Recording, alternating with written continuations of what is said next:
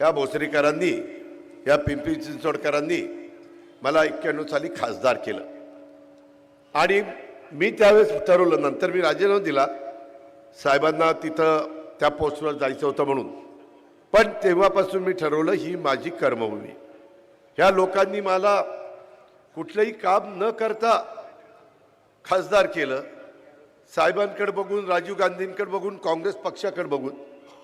आता मी यांच्याकरता असं काही करणार की माझं मला पण समाधान मिळेल की आपण ह्या लोकांनी दाखवलेला विश्वास हा आपण पात्र ठरवला. कारण आपण एक परिवारातले आहोत. मी जातपात मानत नाही, जातीचा, नात्याचा, गोत्याचा विचार मी करत नाही. माणुसकी आपली जात आहे. शिवशाहू फुले आंबेडकरांच्या विचारधारेने मी पुढे चाललोय. सेक्युलर विचारधारा आहे.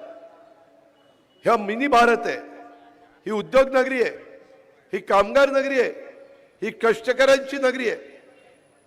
ह्याच्यामध्ये मेहनत घेतात, घाम गाळतात, अनेक जण कामगार म्हणून काम करतात आणि काही जण छोटे मोठे व्यवसायधारक म्हणून काम करतात. टेल्को सारख्या, बजाज सारख्या, फिनोलेक्स सारख्या भारत, त्याच्यामध्ये ह्या सगळ्या कंपन्या ह्या परिसरामध्ये आल्या, काही आता बाहेर गेल्यात. परंतु ह्या सगळ्या होत असताना आपण ह्या शहराला जी गावं होती, गावाची नगरपालिका झाली, नगरपालिकेची महानगरपालिका झाली. पण नंतर आम्ही सगळ्यांनी एवढं लक्ष दिलं, मी तर इतकं बारकाईनं लक्ष दिलं, 25 वर्ष माझ्यावर 1 रुपयाचा कोणी आरोप करू शकला नाही. कारण मी इथल्या कॉर्पोरेशनचा चहाचा देखील मिंदा नव्हतो, उलट भरभरून देण्याचा प्रयत्न केला. केंद्राचा निधी आणला, राज्याचा निधी आणला. त्यावेळेस एक योजना होती JNNURM, Jawaharlal Nehru national urban renewal mission, त्याचा करोड रुपयाचा निधी आणला आणि शेकडो कामं केली. आशिया खंडातली श्रीमंत महानगरपालिका, पण तिचे कामं करत ठेवी वाढवल्या. आज ते राहिलं नाही. आज कर्जरोखे काढलेत. मी पहिली प्रेस घेतली तेव्हा लोकांना कळलं की कर्जरोखे, गोंडच नाव दिलं कर्जरोखे.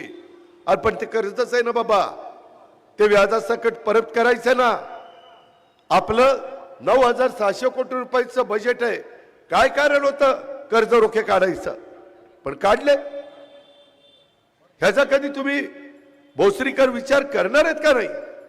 कुठल्या रस्त्याने आपल्या शहराला घेऊन चाललाय? पंतप्रधान डॉक्टर मनमोहन सिंगांच्या काळात योगेश भानली बेस्ट सिटी म्हणून पुरस्कार घेतलाय. त्याची काय अवस्था आहे? सगळ्यांना पाणी रोज मिळतंय का? सगळी भागातला कचरा काढला जातोय का? डीपीचे रस्ते केलेत का? आरक्षणाच्या बद्दल कसला घोळ चाललाय? SRAच्या योजनेमध्ये काय प्रकार चालले? झोपड्या नसताना झोपड्या दाखवतात आणि TDR काढतात आणि करोडो रुपये कमवतात. अहो भोसरीकरांनो, तुम्ही आठवा ना, ह्याच्यातल्या कितीतरी कार्यकर्त्यांना मी उमेदवारी दिल्या. मी त्याच्यामध्ये त्यांना नगरसेवक केलं. काहीच्या बाबतीत माझं मीठ आळणी निघालं. इतके मला पश्चाताप होतोय ज्या पद्धतीनं हे लोक इथं भ्रष्टाचार बघितल्यानंतर, करताना बघितल्यानंतर. अरे काय होतास तू, काय झालास तू, आणि कुणा करता? तू नगरसेवक व्हायच्या आधी काय करत होता त्याला आठव? भंगारच्या गाड्या जकात नाक्याच्या इकडून तिकडं पोचवायचा. मी कुणावर कारण असताना लाडक्या बहिणींवर आरोप करणार नाही. ती माझ्या बापदादाची शिकवण नाही, माझ्या चुलत्याची शिकवण नाही, हे लक्षात घ्या. परंतु कुठेतरी ह्या शहराला तळहाटाच्या फोडाप्रमाणे आम्ही जपलंय, वाढवलंय आणि त्याचा पार वाटोळं चाललेलं बघून तळपायाच्या आत मस्तकामध्ये जाते. आज मी इथं उमेदवार देत असताना मी शिवशाहू फुले आंबेडकर, त्याचबरोबर आमचे अण्णाभाऊ साठे, मौलाना आझाद त्यामध्ये सर्व महापुरुषांना राजमाता जिजाऊ सावित्रीबाई फुले, पुण्यश्लोक अहिल्यादेवी होळकर, रमाई माता ह्या सगळ्या थोर व्यक्तींना मी अभिवादन करतो। ती आपली संस्कृती आहे, ती परंपरा आहे, ती आपल्या वडीलधाऱ्यांची शिकवण आहे। आणि इथं प्रभाग 7 मध्ये मी ज्यावेळेस उमेदवार देण्याचा प्रयत्न करत होतो त्यावेळेस इथं विराज विश्वनाथ लांडे मधनं आम्ही उमेदवार दिला। BCom झालाय, LLB शिक्षित आहे, याच परिसरात लहानाचा मोठा झाला, त्याच्यावर संस्कार झाले। सलग 5 वर्ष पर्यावरणपूरक गणेशोत्सवाचा आदर्श उपक्रम त्याने राबवला। सामान्य नागरिकांच्या सवलतीच्या दरात इलेक्ट्रॉनिक वस्तू आणि कोविड सारख्या कठीण काळात जनतेत राहून केलेली प्रत्यक्ष मदत हे बोलकं नाहीये, तर कामातून सिद्ध झालेलं नेतृत्व आहे। सेवा, पर्यावरण आणि युवकांच्यासाठी सातत्याने झटणारा हा कार्यकर्ता, त्याला आम्ही उमेदवारी दिलेली आहे। त्याच्यामध्ये ब मध्ये अनुराधाताई सुशील लांडगे BCA झालेत, संवेदनशील अभ्यासू आमच्या नेते आहेत। महिला सक्षमीकरण, शिक्षण, आरोग्य आणि मूलभूत सुविधांच्या करता वर्षानुवर्ष झटणारी एक कर्तव्यदक्ष महिला आहे। आपल्या उद्याच्याला ह्या प्रभागातनं ज्यावेळेस उमेदवार जातील त्यावेळेस त्यांची ओळख ही माझ्या मतदारांना असली पाहिजे। आमच्या अश्विनीताई निलेश फुगे क मधनं 7 BSc कॉम्प्युटर शिक्षित आहेत। विनायक बचत गटाच्या माध्यमातून समाज कार्यामध्ये सक्रिय सहभाग, नव्या दमाची ठाम भूमिका असलेली उमेदवार, महिला, स्वच्छता, सुरक्षितता, स्वावलंबत्वासाठी जमिनीवर उतरून काम करणारी ही एक ताकद आहे। त्याकरता ती महाराष्ट्राच्या आपल्या कॉर्पोरेशनमध्ये पिंपरी चिंचवडच्या गेली पाहिजे। आणि ड मध्ये आमचा अमोल मधुकर डोळस, ह्यामध्ये त्याला तिथं अनुभवी आहे, टॅक्स कन्सल्टंट आहे, अभ्यासू संवेदनशील व्यक्तिमत्व आहे, सामान्य माणसांच्या अडचणी ओळखून तो मार्गदर्शन करतो। कोविड सारख्या संकटात देखील कृतीतनं नेतृत्व दाखवणारे उमेदवार, फक्त बोलणारे नाही तर काम करणारं नेतृत्व म्हणजे अमोल डोळस। त्याचा डोळसपणाचा आपण बघितला आहे, म्हणून आम्ही त्या तरुणाला उमेदवारी दिलेली आहे। मित्रांनो, अशा पद्धतीनं चांगले उमेदवार मी देण्याचा प्रयत्न केलेला आहे। त्यामध्ये कुठेतरी कॉन्ट्रॅक्टर घेऊन महानगरपालिकेला उद्याच्या काळामध्ये लुटण्याची तयारी असणारे उमेदवार मी दिले नाही। टँकर माफियातले उमेदवार मी दिले नाही। प्रभाग क्रमांक 5 मध्ये मी भीमाताई पोपटराव फुगे, मला आठवतंय 2017ला त्या नगरसेविका होत्या। मी मगाशी सांगितलं काही अनुभवी, माझ्या फुगेताईंना 5 वर्षाचा अनुभव आहे। आता दुसऱ्यांदा संधी दिली, सगळेच नवे असले तर तिथं अडचण होईल, म्हणून वडीलकीच्या नात्याने तिथं सांगेल, बाकीच्यांना सांगतील। अमर परशुराम फुगे हा एक तरुण सहकारी आपण दिलेला आहे। प्रियंका प्रवीण बारसे ह्या एक वेळेला नगरसेविका होत्या, अनुभवी म्हणून त्यांना दुसऱ्यांदा संधी दिली। आणि राहुल बाळासाहेब गवडी ह्याला एक आम्ही उमेदवारी दिलेली आहे, नवा चेहरा। प्रभाग क्रमांक 6 मध्ये वर्षा गणेश बडे हे आमच्या बडेताईंना आम्ही उमेदवारी दिलेली। प्रियंका मयूर लांडे यांना आम्ही उमेदवारी दिलेली आहे। आणि संतोष काळूराम लांडगे यांच्या पत्नी सारिकाताई लांडगे 2 वेळेला नगरसेविका होते।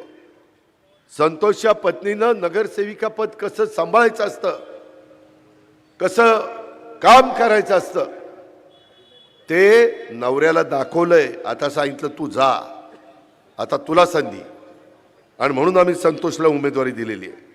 आणि 8 मध्ये सीमाताई रवींद्र सावळे त्या आल्यात का, त्या 3 वेळेला नगरसेविका होत्या। मला वाटतं स्टँडिंग कमिटीचं चेअरमन म्हणून पण त्यांनी काम केलेलं आहे।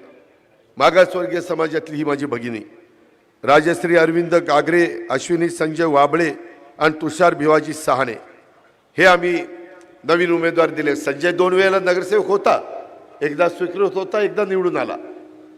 अशा पद्धतीनं यांना आम्ही उमेदवारी देण्याचं काम केलं. मी माझं काम चोख बजावलेलं आहे. आता 15 तारखेला बटन दाबायचं काम तुमचं आहे. माझी विनंती आहे की आपण ते त्यांचं बटन दाबा. मी मधला 9 वर्षाचा जो भ्रष्टाचाराचा राक्षस इथं जो उभा राहिला आहे त्याला आपल्याला हटवायचं आहे. नाहीतर तुमच्या पुढच्या पिढीचं काय रे खरं नाही. काय चाललंय भोसरीमध्ये, कशा पद्धतीने चाललंय. आज घराघरामध्ये नळद्वारे दररोज पुरेसा पाणी पुरवठा आम्ही करायचं ठरवलेलं आहे. वाहतुकीची कोंडी सोडवायची, खड्डेमुक्त शहर त्या ठिकाणी करायचं. स्वच्छ सर्वेक्षणाच्या अभियानामध्ये आपल्या पिंपरी चिंचवड शहर भारतात अव्वल येण्यासाठी प्रयत्न आम्हाला करायचा आहे. कोविडमध्ये प्लॅगेथॉन केलं, कचऱ्यासाठी श्रमदान केलं.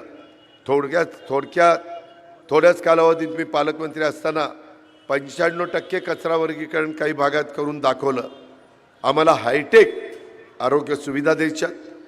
चव्हाण YCM हॉस्पिटल, महानगरपालिकेच्या इतर रुग्णालयात पण जनतेला, माझ्या सर्वसामान्य गोरगरिबांना परवडतील आणि दर्जेदार आरोग्य सुविधा ह्या आम्ही देऊ पाहतोय. 100 राजमाता जिजाऊ क्लिनिक 2 किलोमीटरच्या परिघात आम्ही उभं करू पाहतोय. का तर समाजाची ती गरज आहे. आज आजाराचं प्रमाण वाढलंय, व्हायरल इन्फेक्शन वाढलंय आणि म्हणून माझ्या पिंपरी चिंचवडकरांचं आरोग्य चांगलं राहिलं पाहिजे. त्याच्यामध्ये DP प्लॅन रद्द करावं लागणार आहे. 50,000 हरकती पिंपरी चिंचवडच्या DP प्लॅनमध्ये हरकती मागवल्या. अहो, 1 नाही, 2 नाही, 3 नाही, 50,000. कशाला म्हणतात 50,000? ज्यांना अर्बन प्लॅनिंगमध्ये काही कळत नाही असे आता त्यांना काय उपमा द्यावी, भंगारची उपमा द्यावी का कशाची उपमा द्यावी ते मला कळत नाही. पण हे DP करायला बसल्यावर काय अपेक्षा तुम्ही करणार? काय ह्यांचं विजन आहे? काय ह्यांनी करून दाखवलंय? PCMC मॉडेल स्कूल, गोरगरिबांच्या मुलांना 100 मॉडर्न स्कूलमध्ये इंग्रजी शिक्षण देण्याचा आमचा प्रयत्न आहे. कारण ज्याची परिस्थिती बरी आहे तो CBSEच्या स्कूलमध्ये जातो, तो वेगवेगळ्या इंग्रजी माध्यमाच्या स्कूलमध्ये जातो. त्याच्या आईबापाची ऐपत असते. गरिबांनी काय घोडं मारलंय त्याकरता ते काम आपण करू पाहतोय. आणि पिंपरी चिंचवडमधील सर्व नागरिकांना मेट्रो आणि PMPML बसचा प्रवास मी मोफत करून देणार आहे. मोफत. मला आता काहींनी सांगितलं की कॅबिनेटची मान्यता घेतली नाही. अरे, ह्याला कॅबिनेटची मान्यता लागत नाही. हे पुणे आणि पिंपरी चिंचवडच्या अखत्यारीतलं काम आहे. त्यांना तो अधिकार आहे. मी 500 स्क्वेअर फीटच्या घराला टॅक्स माफी देणार आहे. वेगवेगळ्या शहरामध्ये तसे निर्णय होतात. गरिबाला काय टॅक्स लावायचा आहे? अरे, ज्याचं 500 स्क्वेअर फीटच्या पुढचं घर असेल, ज्याची ऐपत आहे त्याच्याकडनं टॅक्स घेऊ ना आणि ह्या गरिबाला सवलत देऊ ना. काय बिघडलंय? लोकाभिमुख कारभार कशाला म्हणतात? टॅक्स गोळा करायला म्हणत नाही. गरिबाचं राहणीमान उंचवायचं, त्यांना आर्थिक सक्षम करायचं आणि ज्या आर्थिक सक्षम आहे त्यांच्याकडनं टॅक्स गोळा करायचा आणि शहराचा सर्वांगीण विकास करायचा. हे सूत्र आहे. मी 6 वेळेला उपमुख्यमंत्री झालोय. मी अशाच हवेतल्या गप्पा मारत नाही. 25 वर्ष हे शहर सुंदर करून दाखवलं. त्याची आता वाट लावली, बकाल केलंय. मी आता परवा इकडे आलो होतो. अहो, तिथं रोड शोला काय अवस्था आहे? त्या भोसरीच्या पुलाच्या खाली सगळं किती कोटी रुपये खर्च केले, कुठे गेले पैसे? आणि कुठं तिथं दुरावस्था का काय झालेली आहे हे आपण त्या ठिकाणी बघा. मी जे मोफत देतोय ते देता येण्यासारखं आहे. मी अभ्यास केला आहे. जसं माझ्या लाडक्या बहिणींना मी बजेटमध्ये मागच्या वेळेस जाहीर केलेलं होतं की आम्ही तुम्हाला अशा अशा पद्धतीनं निर्णय घेतला. विरोधकांनी आरोप केले हे बंद पडणार आहे, चुनावी जुमला आहे. नाही, आम्ही ते चालू ठेवलं कारण ह्या माझ्या लाडक्या बहिणी आहेत. आज माझ्या बहिणी अनेक भावांना भाऊबीजेला ओवाळतात, रक्षाबंधनला राखी बांधतात, त्याच्यावर आम्ही त्यांच्या संरक्षणाचा त्यांना त्या ठिकाणी शब्द देतो. हे आमचं काम आहे. भावाच्या आणि बहिणीचं नातं एक आगळं वेगळं नातं भारतामध्ये आहे आणि त्या पद्धतीनं आम्हाला हे करायचं आहे. ह्याच्यातनं प्रदूषण कमी होणार आहे. ह्याच्यातून डिझेल पेट्रोल जे जास्त जळतं, ट्रॅफिक गडबड होती. अहो 23 लाख वाहनं एकट्या तुमच्या माझ्या शहरात आहेत इथं, आणि तिकडं 30 लाख वाहनं आहेत.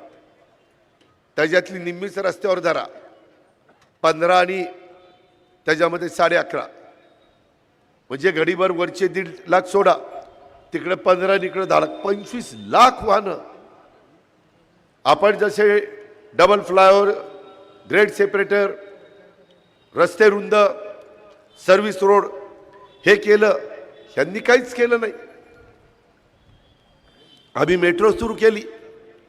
ह्या पद्धतीनं मित्रांनो तुमच्या माझ्या या शहराचा वजवाटोळ करण्याचं काम ज्या स्थानिक लोकांनी केलेलं आहे त्यांना आता खड्यासारखं बाजूला करायचं. दम देत आहेत, दहशत माजवत आहे. अरे कशा करता? कुणी अधिकार दिलाय तुम्हाला? संविधानाने सगळ्यांना सारखा अधिकार दिलाय, घटनेने सारखा अधिकार दिलाय. उजवं डावं केलं नाही. पण हे सगळं माझं इथलं प्रदूषण कमी करण्याकरता उपयोगी पडणार आहे. कारण तुम्ही इलेक्ट्रिक मेट्रोनी जाणार आहे, तिथं प्रदूषणच होणार नाही. EV बसनी जाणार, तिथं प्रदूषण होणार नाही. इलेक्ट्रिक व्हेकल म्हणतात त्याला, EV शॉर्ट फॉर्म. त्याच्यामध्ये तुम्ही CNG बसचा वापर करणार, तिथं प्रदूषण कमी होणार. हवेमध्ये जो स्तर वाढलाय खराब हवेचा, त्याच्यातनं माझ्या पिंपरी चिंचवडकरांना त्रास होतोय, तो कमी करायचा आहे. तो पैशात मोजता येत नाही. ह्या पद्धतीनं आम्ही ते जाहीरनाम्यामध्ये सांगितलेलं आहे. आता हे म्हणतात की बाबा असं तसं. मित्रांनो तुम्ही मला सांगा, इथं एवढी लोक आहेत, त्याच्यात 75 वयाच्या पेक्षा किती लोक आहेत? इकडच्यांनी हात वर करा. 75 पेक्षा वय जास्त असणाऱ्यांनी एक पण दिसेना मला. आहे का?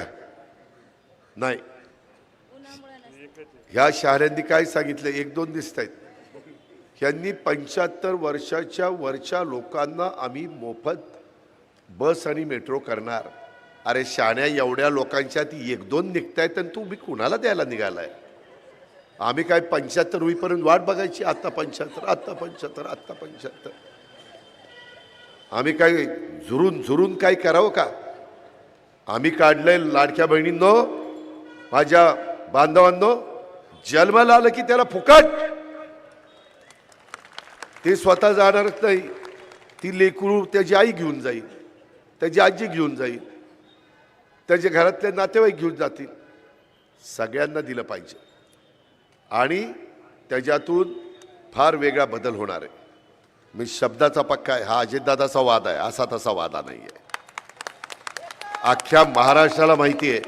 मी एखाद्याला सांगितलं ना की मी त्यामध्ये लक्ष घालणार म्हणजे घालणार. त्याबद्दल तुम्ही माझ्यावर विश्वास ठेवा. आगे बढ़तोय, परंतु तू मागे ये आणि घड्याला मत देणाऱ्यांना मागं आण.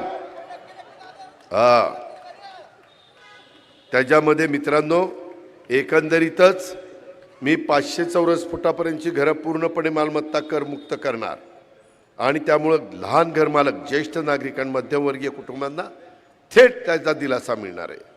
आता गरीब विद्यार्थींना डेटा प्लानसह मोफत टॅब असतं ते आम्ही देणार आहे, जेणेकरून शिक्षण कोणत्याही खर्चाशिवाय किंवा कनेक्टिव्हिटी शिवाय, अडथळ्यांच्या शिवाय त्या गरिबाच्या मुलीचं सुरू राहील. मित्रांनो, आपल्याकडं बऱ्याच जणांच्याकडं महागणी मोबाईल असतील, परंतु मनपाच्या शाळेत शिकणाऱ्या मुलांच्या आईवडिलांच्याकडसाठी ही खूप मोठी गोष्ट आहे. माझा रिक्षावाला भाऊ माझी घरकाम करणारी लाडकी बहीण, त्यांना त्यांच्या मुलांच्यासाठी टॅब विकत घेणं शक्य नाहीये, याची मला जाणीव आहे. आजकाल 90% शिक्षण ऑनलाईनवर झालंय. हार्वर्ड, स्टॅनफर्ड सारखी विद्यापीठं ऑनलाईन शिक्षण देत आहेत. मग गोरगरिबांच्या मुलांनी शिकायचं नाही का? त्यांनी गरिबाच्या पोटी जन्माला आलं म्हणून त्यांनी अशाच पद्धतीनं राहायचं का? आणि त्याकरता पालिकेच्या टेंडरमध्ये पैसा खाणाऱ्यांना त्याचं दुःख काय कळणार आहे? आता 55,000 वू, त्याला VU वू कंपनीचे टीव्ही तुम्ही पालिकेच्या शाळांना 1.5 लाखांना दिला, कुठला तर वू, आणि तो 55,000 घेतला 55,000 दाखवला 1.5 लाख रुपये. अरे कुठं रे फेडाल ही पाप? नाही सुटणार ह्यांचं. कुणीतरी बघतंय, ही किंमत त्यांना मोजावी लागणार आहे. आम्ही त्याच्यामध्ये रोजगारभिमुख कौशल्य प्रशिक्षण पूर्ण करणाऱ्या बहिणीला, आमच्या लाभार्थ्या बहिणी, लाडक्या बहिणींना स्वयंरोजगार सुरू करण्याच्यासाठी, त्यांचा विस्तार करण्याच्यासाठी 5 लाख रुपयेपर्यंतचं कर्ज व्याजमुक्त देणार आहे. आमच्या राज्य सरकारच्या खूप योजना आहेत. पण आम्ही ठरवलं की RBI बँकांना सांगतं आणि बँक मला वाटतं 4-5% घेतं. तर माझ्या लाडक्या बहिणींनी ते मुद्दल वेळच्या वेळेला फेडलं तर त्यांचं व्याज आम्ही 0% करणार. आत्ता मी त्याच्यातलं एक उदाहरण देतो. मी आता नाही आहे बँकेत. दिलीप वळसे पाटील आहेत, दिगंबर दुर्गाडे आहेत, आमचा सुनील चांदेरे. तुमची सगळ्यांची पुणे जिल्हा मध्यवर्ती सहकारी बँक 0% व्याजाने 3 लाख रुपयापर्यंत पीक कर्ज आपल्या शेतकऱ्यांना देते. अट एवढीच आहे, घेतलेलं कर्ज वर्षभरात त्या बाबतीमध्ये तुम्ही त्याचा पैसे भरायचे, तुम्हाला त्याचे व्याजाचे पैसे परत दिले जातील 0% व्याज. पण तुम्ही नाही भरले तर मग 12% व्याज. तुम्हालाही आर्थिक शिस्त लागली पाहिजे म्हणून ती योजना आणली. आणि 10-12 कोटीचा बोजा आपली पुणे जिल्हा मध्यवर्ती सहकारी बँक त्याच्यात सहन करते का? शेतकऱ्याकरता, माझ्या बळीराजाकरता, माझ्या लाखाच्या पोशिंदाकरता करावं लागतं. त्याला सावकारच्या दारामध्ये जायला लागू नये म्हणून आम्ही तो निर्णय घेतला. तसा मी माझ्या लाडक्या बहिणीच्या करता, ह्या शहरात राहणाऱ्या माझ्या महिलांच्या करता आम्ही हा निर्णय घेतो. आणि त्या पैशातून पैसा तयार होईल असा गृहोद्योग माझ्या लाडक्या बहिणी करतील. कला, क्रीडा, सांस्कृतिक क्षेत्राला झळाळी आणण्याचा कृती आराखडा आम्ही पिंपरी चिंचवडकरांच्या समोर ठेवणार आहे. अण्णासाहेब मगर स्टेडियमची काय अवस्था झाली, दुरावस्था झाली. पुनर्विकास करून भारतातलं एक आधुनिक असं ऑलिम्पिक दर्जाचं क्रीडा स्टेडियम आम्ही त्या ठिकाणी करून देतो. जग हेवा करेल असं भव्य दिव्य स्टेडियम ते असेल. आता माझ्याकडे क्रीडा खातं आहे, माझ्याकडे अल्पसंख्याक विभाग आहे, माझ्याकडे अर्थ आहे, नियोजन आहे. काळजी करू नका, मी आज त्या विभागाचा राज्याचा प्रमुख आहे. एक्साईज पण माझ्याकडेच आहे. मी आपल्या राज्याकरता, आपल्या जिल्ह्याकरता, आपल्या पिंपरी चिंचवडकरता जे जे काही करणं शक्य असेल ते करील. मी मागं हटणार नाही. कारण आपण एकमेकाला बरोबर घेऊन चाललेलो आहे. मित्रांनो, आज वेगवेगळ्या प्रभागातली काय अवस्था आहे मी तुम्हाला सांगतो. मागेही मी सांगितलं, 40,000 कोटींची 9 वर्षात कोणती कामं केली ती दाखवा. 9 वर्षात 60,000 कोटीचं बजेट झालं. प्रत्येक वर्षीचा आकडा मी हे केला, बेरीज केली. 20,000 पगाराला गेले. अरे 40,000 कोटी कुठे गेले? कुठं पाणी मुरलं? कुणाच्या प्रॉपर्ट्या वाढल्या? कुणी राजगुरुनगर जिल्ह्यामध्ये, तालुक्यामध्ये जमीन घेतली? नातेवाईकांच्या नावाने जमीन घेत आहे. हे अवस्था. त्यामध्ये 8,000 कोटीच्या ठेवी कोणासाठी आणि कुणी मोडल्या? मी माझ्या 25 वर्षात ठेवी वाढवत ह्या शहराचा विकास केला. आम्ही आत्ता असतो तर ठेवी 10,000 कोटीवर गेल्या असत्या. यांनी कमी केल्या. ही यांची कामाची पद्धत. 15,000 कोटींना महानगरपालिका कर्जबाजारी कशा करता केली? ह्याच्याकरता तुम्ही सूत्र हातात घेतली. 70 लाखाचा शीतलबाग पादचारी पूल, ही आपली तिकडनं येतो ना, भोसरीला शिरताना तिथं परवा मडकी फोडली. आपण मडकी केव्हा फोडतो ती तुम्हाला माहिती आहे. तिथं कार्यकर्त्यांनी मडकी फोडली, महिलांनी मला अडवलं. महिला म्हणल्या दादा मला क्रॉसिंग करता येत नाही. 70 लाखाचा पूल 7 कोटीवर कुणी दिला. काय नाही, एक पूज्य फक्त वाढवला, घरादाराची धन करून टाकली.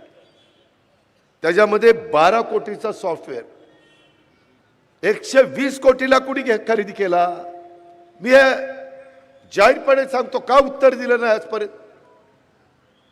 सांगण्यासारखं काहीच नाही. मग कुठंतरी भावनिक करायचं. भावनिक नाही. भोसरीकरांनो, तुमच्या मुलामुलींचं भवितव्य उज्ज्वल होऊ शकत नाही. त्याला विकास पाहिजे. आज 400 कोटी रुपये देऊन 700 किलोमीटरचे डक्ट 5 फूट खोदायला पाहिजे होतं. ते 2 फूट खोदले. ह्यांचेच बगल बच्चे कॉन्ट्रॅक्टर, ह्यांनीच बिलं काढायची. आज 400 कोटी रुपये पाण्यात गेले. 666 कोटीचे 9550 CCTV कॅमेरे बसवले. 666 कोटीचे 70% कॅमेरे बंद आहे. कुणी पाहायचं? जर क्वालिटीचा माल नाही घेतला तर असंच आहे. लाखाचे 12,000 होणार आहेत.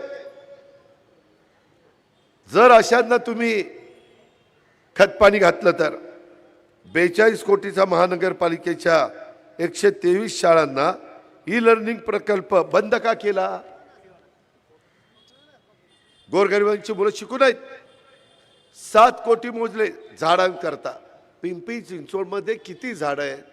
7 कोटी बिल दिलं, एक झाड मोजलं नाही, बिल काढून मोकळे झाले. 1000 कोटीचे अर्बन स्ट्रीट फुटपाथ विरोध केला. विरोध डावलून कोणासाठी बांधले?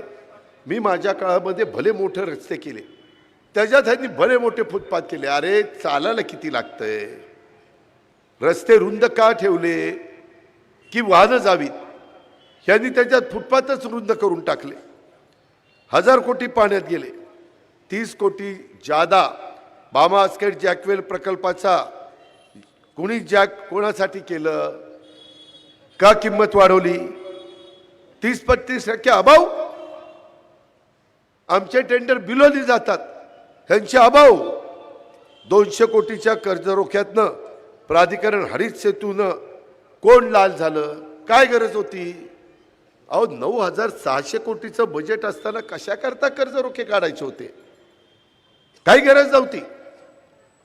काटकसर केली असती तरी ह्याच्यातनं एवढे पैसे वाचले असते. दापोडी निगडी पाईपलाईन खर्च 36 कोटीचा 72 कोटी केला. मोठे मोठे आकडे वाढवण्याचं काम यांनी केलं.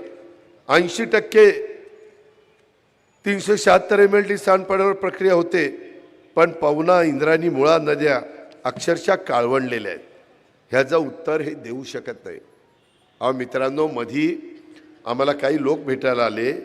कुदळवाडीत उद्योजकांना रस्त्यावर वाढलं, रडतायत. ते म्हणतात की दादा, कुठं सोनं दागदागिने मोडून व्यवसाय सुरू केला, कुठं तरी आता चांगलं चाललं होतं, एक दिवशी मशिनरी आणली, सगळं पाडून टाकलं. काय मिळालं पाडणाऱ्याला? काही रहिवासी यांच्यासह उद्योजकांना कोणती संधी दिली नाही. थेट कारवाई. त्यांचा संसार रस्त्यावरील आणण्याचं पाप कुणी केलं? अहो ही लोक संसार मोडणारी लोक आहेत. मी संसार उभा करणार आहे. तुम्हाला मी कारभारी पाहिजे का तो कारभारी पाहिजे? हा सवाल करायला मी तुमच्याकडे आलेलो आहे. माझ्यात तेवढी धमक आणि ताकद आहे. मी करून दाखवलंय. महाराष्ट्राने बघितलंय, तुम्ही लोकांनी बघितलंय. आता मला एक सहकारी भेटले, ते मनसेमध्ये काम करत होते.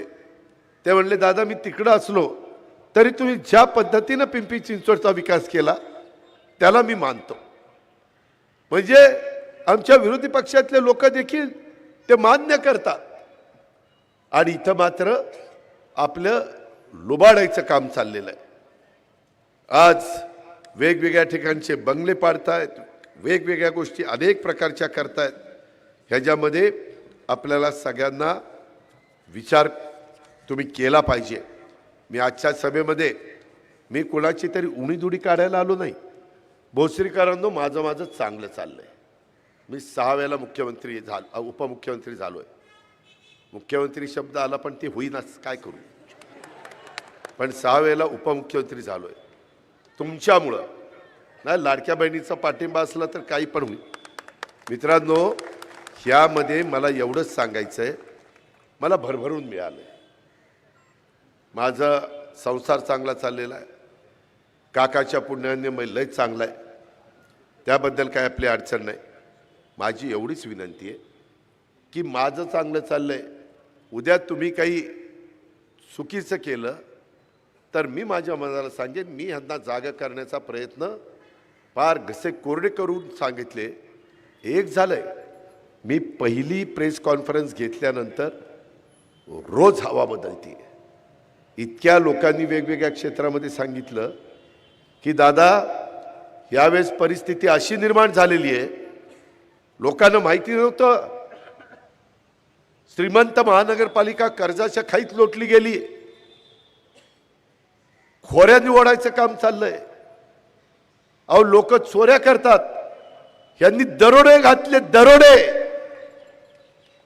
ही परिस्थिती आहे. आणि त्यामुळं मी आता जे काही प्रभाग क्रमांक 7, 5, 6, 8 म्हणजे 5, 6, 7, 8 सांगितलेलं ते तुम्ही माझं ऐका. मी कामाचा माणूस आहे. मला रिपोर्ट आलेले आहेत की ह्यावेळेस महापौर राष्ट्रवादी काँग्रेस पक्षाचा तिथं बसणार आहे. दोन्ही राष्ट्रवादी काँग्रेसनी समन्वय साधलाय. 2 प्रभागात आम्ही शिवसेनेबरोबर आपल्या श्रीरंग बारणेंच्या परिसरामध्ये आम्ही जागा वाटप केलेले. मला वाद वाढवायचे नाही, मला ह्या शहराचा विकास करायचा आहे. मला गोरगरिबांना चांगली हक्काची घरं बांधून द्यायची. मला जे रस्ते ह्यांच्याच्याने झाले नाही ते रस्ते करायचे, आर्थिक शिस्त लावायची, चांगल्या अधिकाऱ्यांच्याकडनं कामं करून घ्यायची. चांगले अधिकारी थांबायला तयार नाहीत, सोडून चाललेत, दम देतात, सही कर नाही तर तुझ्याकडे बघेन. ती घाबरून स्वेच्छानिवृत्ती घेते, निघून जाते. कधी माझ्या 25 वर्षाच्या कारकिर्दीमध्ये तशा पद्धतीने घडलेलं नव्हतं. हे आता त्या ठिकाणी घडतंय. माझ्या 7 नंबर प्रभागामध्ये काय अवस्था आहे, त्यामध्ये विराज, अनुराधाताई, अश्विनीताई, अमोल हे सगळे प्रतिनिधित्व करू पाहतायत. इथं सार्वजनिक उद्यानाची दुरावस्था आहे. इथं माझे वयस्कर लोक बसलेत, माझ्या महिला भगिनी बसल्यात. 2 घटका 4 घटका कंटाळल्यानंतर संध्याकाळी बसायला उद्यान पाहिजे. दुरावस्था आहे. कचऱ्याचं साम्राज्य आहे. नाला गटारी भरल्यात, तुंबल्यात. सार्वजनिक शौचालय खराब अवस्थेत आहे. दुर्गंधी पसरलेली आहे. वीज खंडित होतीये. रस्त्याचे लाईट दिवे बंद असल्यामुळे रात्री भीतीचं वातावरण, चोरी, अपघात, स्थानिक गुंडांची दहशत, हे सगळे चाललेलं आहे. जबाबदार कोण? अहो, मध्ये लाडक्या बहिणी भेटल्या, स्वच्छता करणाऱ्या 10,000 कॉन्ट्रॅक्ट आणि माझ्या परमनंटच्या साफसफाई करायला तिथं संख्या दाखवतात. प्रत्यक्षात 6 ते 6,500च काम करतात. 3,500चे पगार असेच बाहेर काढतात. हेही सिद्ध झालंय. अरे काय किती लागतं माणसाला 2 टाइम जेवायला, आणि सगळं घरदार कामाला लागले. ते आपल्याकडं मराठी महिने असतात ना, चैत्र, वैशाख, श्रावण, भाद्रपद, अश्विन, कार्तिक, असे महिने असतात. मी महिने असतात की नाही? असतात की. आता तेही काय करतात, आता काय सांगायचं तुम्हाला. सगळं घरदार त्याच्यामध्ये कामाला लागले. त्यामध्ये ह्या पद्धतीनं जे काही चाललंय हे आपल्याला थांबवावं लागेल. इथं भोसरीमध्ये पालिकेचे कर्मचारी असो, पथविक्रेते असो, व्यापारी असो, कंत्राटदार असो, कारखानदार असो, अगदी शाळेतल्या शिक्षक सुद्धा खाजगीत सांगतात दादा यूपी बिहार सारखी इथं परिस्थिती झालेली आहे. स्वतःच्या प्लॉटमध्ये पै साचून घर बांधायचं म्हटलं तरी कुदळ मारली की आल्या इथल्या आकाच्या धमक्या.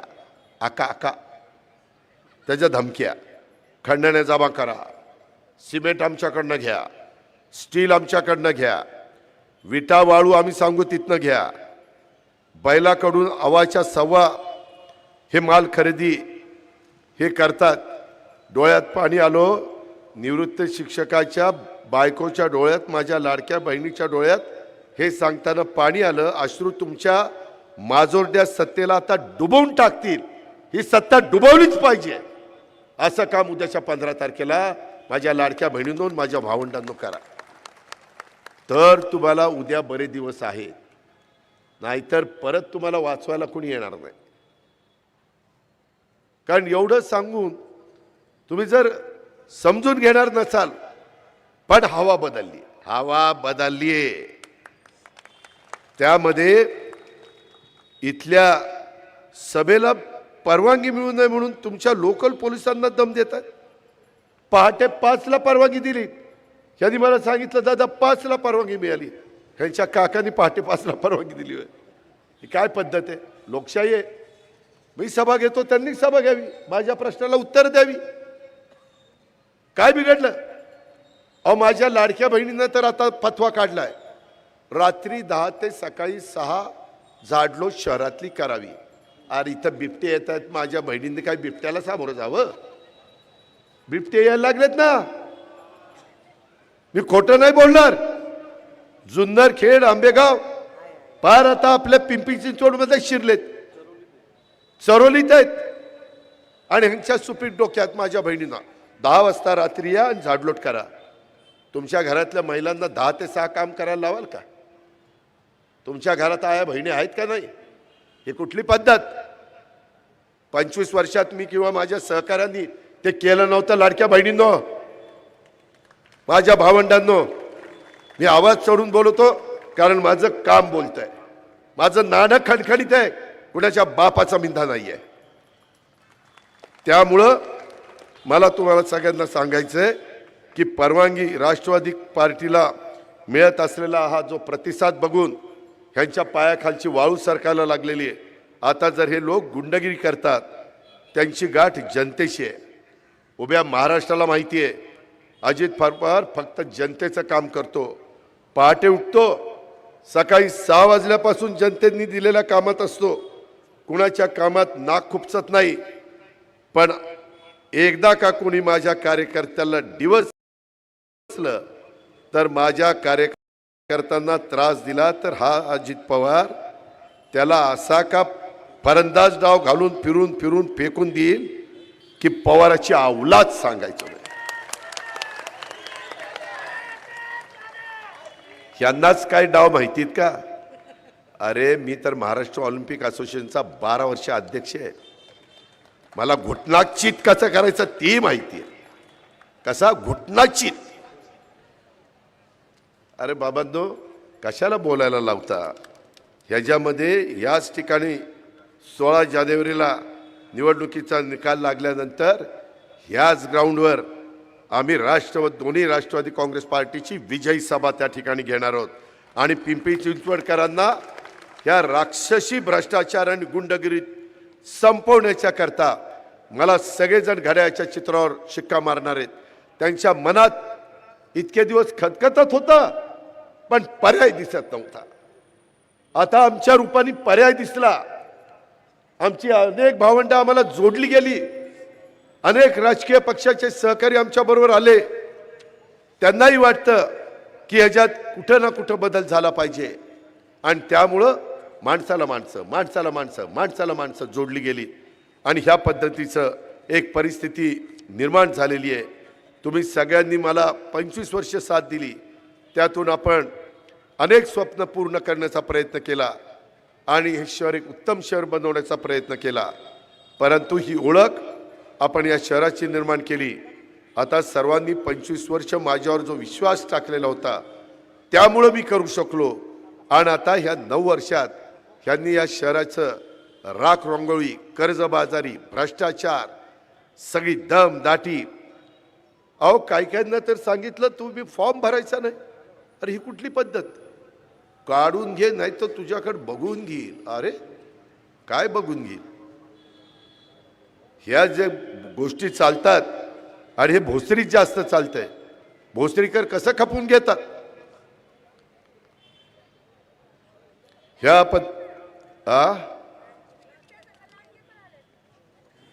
काय झालं? हा बिबट्याबरोबर लांडगे पण आले. अरे ते लांडगे खूप आहेत, ज्या आयला त्यांची मतं आपल्याला पाहिजेत. आपले उमेदवार पण आहेत, अनुराधाताई सुशील लांडगे. ती इथनंच माझ्यावर डोळे वटारते. आणि ती सुशील पण तसाच करतोय. त्याच्यामुळं सगळे लांडगे एका माळेतले मणी नाही. आंबा एखादाचा नासका असतो, एखादाच नासका असतो, पण तो वेळीच जर तो काढला नाही ना, आखी आडी ती नासून टाकतोय. आता 15 तारखेला तो नासका आंबा काढायची वेळ आली आडीतला, आणि बाकीची आडी आपल्याला चांगली ठेवायची आहे. हे लक्षात घ्या तुम्ही. माझी विनंती आहे तुम्ही करा. मी काय पद्धतीनं आता बारामती केली जरा जाऊन बघा, पाहुणे रावळे असले तर. अशा पद्धतीनं हे जे काही काम इथं चाललेलं आहे त्याला कुठल्याही परिस्थितीमध्ये आळा घालण्याचं. काही जण शेवटच्या क्षणी, आता इथला 5 नंबर प्रभाग आहे ना, तिथं आमचा अतिशय मजबूत नेता होता, आहे अजित गव्हाणे. तेव्हा का टाळ्या वाजवत आहेत. पण गडी यावेळेस म्हणला नाही दादा, मी आता विधानसभेला उभं राहिलेलो, आता मी खाली कसा येऊ? मी आता खाली येऊ शकत नाही.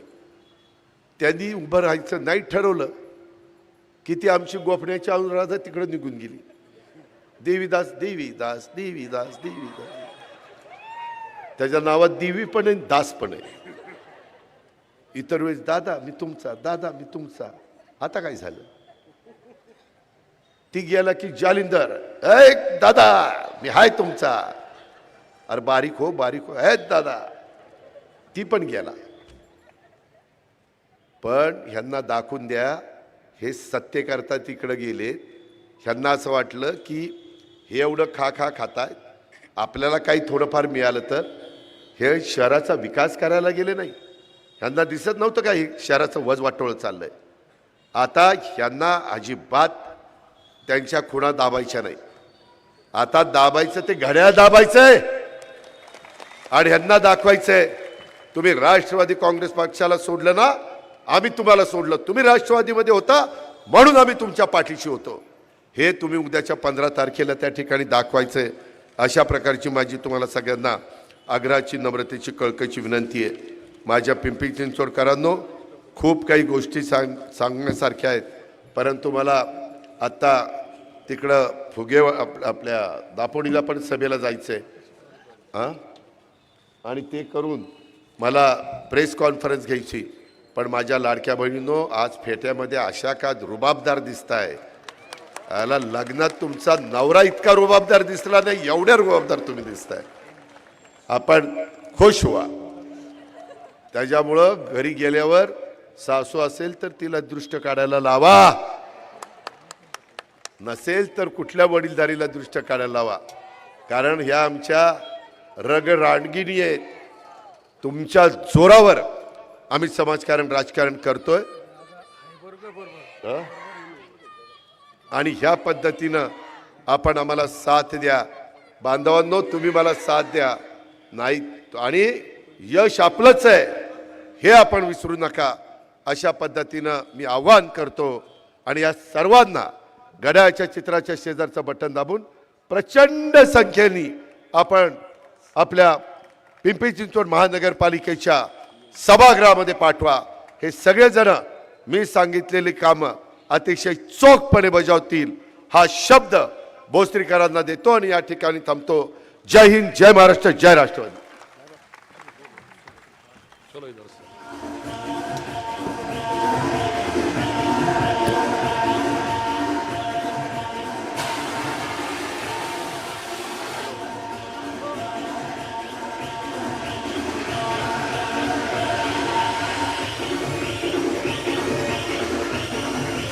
हा